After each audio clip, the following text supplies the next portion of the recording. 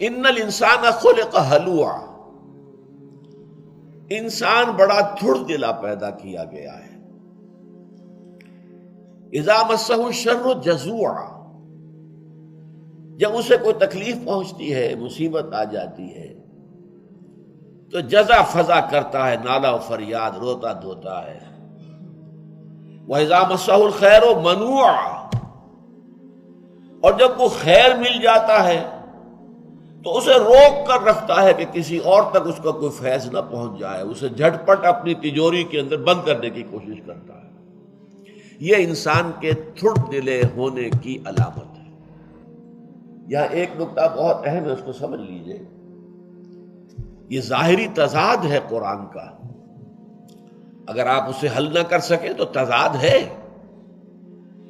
ایک طرف قرآن کہتا ہے لقد خلقنا الانسان فی احسن تقویم، ہم نے انسان کو بہترین حساب سے پیدا کیا۔ اللہ فرماتا ہے خلقتہ بیدی، میں نے اپنے دونوں ہاتھوں سے پیدا کیا۔ وَلَقَدْ كَرَّمْنَا بَنِي آدَمَ وَحَمَلْنَاهُمْ فِي الْبَرِّ وَالْبَحْرِ، ہم نے بہت عزت دی ہے بنی آدم کو، ہم نے انہیں اٹھایا ہے، سوار کرایا ہے، بر میں بھی بحر میں بھی۔ اور یہ مسجود ملائک تمام فرشتے جھکا دیے گئے، جبرائیل بھی، اسرافیل بھی، اسرائیل بھی، سب کے سب۔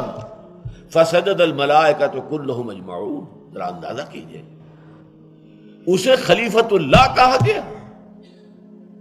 ایک طرف یہ ہے، ایک طرف قرآن کہتا ہے خلق الانسان ضعیفا، انسان کمزور پیدا کیا۔ کان الانسان عجولا، انسان تو بہت جلد باز ہے۔ خلق الانسان من عجل، جلد بازی تو انسان کی سرشت میں داخل ہے۔ انہ کان ظلوما جہولا، ظلوم بھی ہے، ظلم کرنے والا، جاہل بھی ہے۔ یہاں کہا ہلوعا، بہت کم ہمت، تھوڑ دلا، دل کا کچھ بھی کمزور، کہ اگر ذرا تکلیف آئی تو جزا فضا ہے، نالا فغاں، شور مچا دیا ہے، فریاد کر رہا ہے۔ اور کوئی مال مل گیا، کوئی دولت مل گئی، کوئی شے مل گئی تو سید کر رکھتا ہے، مبادا اس کا فیض کسی اور کو بھی پہنچ جائے۔ تضاد ہے یا نہیں؟ How to resolve it? یہ جو انسان کا مرکب وجود ہے، اس روحانی وجود کے اعتبار سے خلقنا الانسان من احسن تقویم، روحانی وجود کے اعتبار سے وہ خلیفۃ اللہ فی الارض، اس روحانی وجود کی وجہ سے وہ مسجود ملائک بنا۔ فَإِذَا سَوَّيْتُهُ وَنَفَخْتُ فِيهِ مِن رُوحِي فَقَعُوا لَهُ سَاجِدِينَ، جب میں اس کی تخلیق مکمل کر دوں اور اس میں اپنی روح میں سے پھونک دوں تو گر پڑنا اس کے سامنے سجدے میں۔ یہ ہے وہ پہلو، اونچا ہے، بہت اونچا ہے۔ اور یہ جو انسان کا حیوانی پہلو ہے، جو خاک سے آیا ہے، مٹی سے آیا ہے، اس کی سرشت میں جلد بازی ہے۔ خلق الانسان من عجل، عجولہ ہے یہ، ضعیف ہے یہ، خلق الانسان ضعیفا، ظلوما جہولا، ہلوعا، یہ ہے انسان کا حیوانی وجود۔ اس کے اعتبار سے وہ نیچلوں میں سب سے نیچے ہے۔ اب ظاہر بات ہے کہ انسان کے اندر یہ وجود جب دونوں جمع ہو گئے تو اب دو ہی باتیں ہوں گی، یا حیوانی وجود غالب آ جائے گا روحانی وجود پر تو انسان حیوان بن جائے گا، بلکہ حیوان سے بھی کم تر۔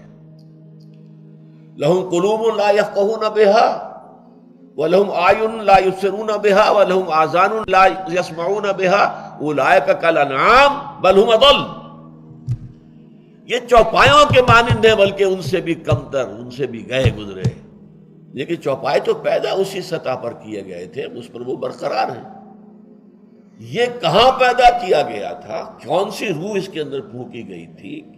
مسجود ملائک بنایا گیا تھا، لیکن اگر اس روح کے اوپر یہ حیوانی وجود غالب آ گیا ہے تو یہ حیوانوں سے بدتر ہو گیا۔ یا یہ ہوگا کہ اگر وہ روح غالب آ گئی، متمکن ہو گئی پورے وجود کے اوپر، اور اس نے قابو پا لیا اس نفس حیوانی پر، تو پھر یا ایھا النفس المطمئنہ ارجعی الی ربک راضیۃ مرضیہ فادخلی فی عبادی وادخلی جنتی، اے نفس مطمئنہ